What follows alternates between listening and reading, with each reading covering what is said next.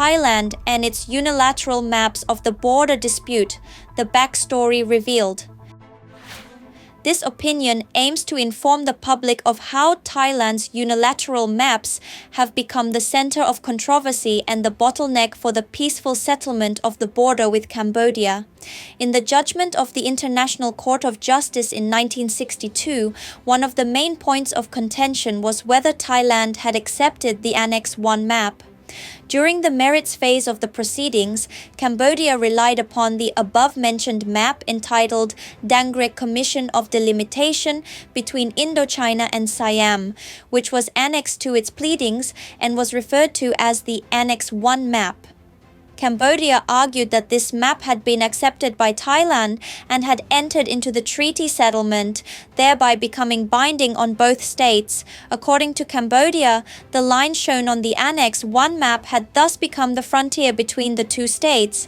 The court considered that Thailand in 1908 to 1909 accepted the Annex I map as representing the outcome of the delimitation work and hence recognized the line on that map as the frontier line, the effect of which is to situate Preah Vihear in Cambodian territory.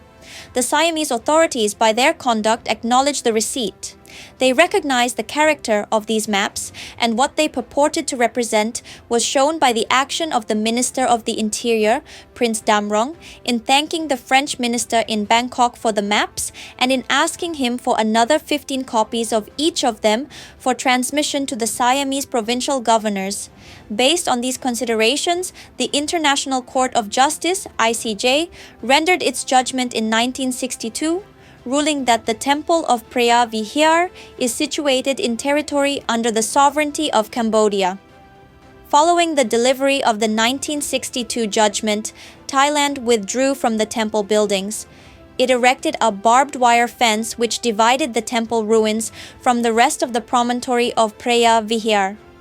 This fence followed the course of a line depicted on the map attached to a resolution, adopted by the Council of Ministers of Thailand on the 10th of July 1962, but not made public until the proceedings in 2011. Since 1962, Thailand has continued to use its unilateral map in contesting Cambodia's border claim. No one knows how many such unilateral maps Thailand has. But what is clear is that those unilateral maps have no legal value or binding force in accordance with international law. While any nation can draw a unilateral map as it pleases, whether such a map would gain international recognition, thereby affecting border delimitation and demarcation, is a different matter entirely. In the case of the border between Cambodia and Thailand, Cambodia has never accepted Thailand's unilateral maps. If Cambodia were to follow Thailand, the former would have drawn its own unilateral map to cover provinces that Cambodia deemed had been lost to Thailand. But such has never been the case. Thailand's insistence on using its unilateral maps has hindered the border negotiation process. Based on such unilateral maps which have no legal value, Thailand accused Cambodia of encroaching its territory. On the 9th of June 2025, the Royal Thai Armed Forces, RTARF, presented aerial photographic evidence asserting that the Chongbok area is within Thailand's border.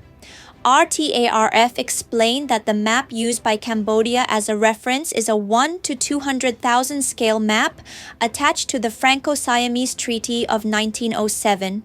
Thailand, on the other hand, uses a 1 to 50,000 scale map, referencing the L7018 map series, which is highly detailed. Based on aerial photographic evidence, the armed forces stated that it is evident that the Chongbok area is within Thailand's borders. It should be recalled that in the dispute related to Preah Vihear in 2007, Thailand produced a copy of its L7017 map.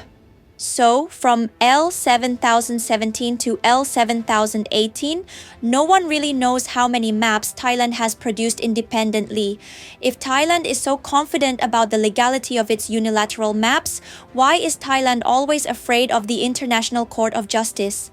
Thailand recognizes that its unilateral maps have no value or binding effect under international law, and therefore it has consistently urged Cambodia not to proceed with the ICJ. Thailand's unilateral maps have been the source of eventual armed conflicts. It used unilateral maps to encroach on Cambodian territory and accused Cambodia of encroaching on its territory. The two countries should demonstrate sincerity and pursue transparency by the law.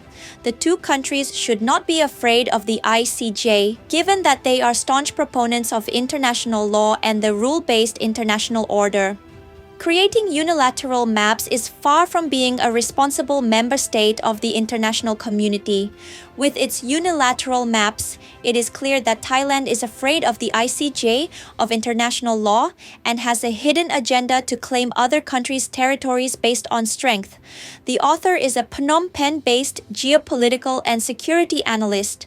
The views expressed here are the author's own.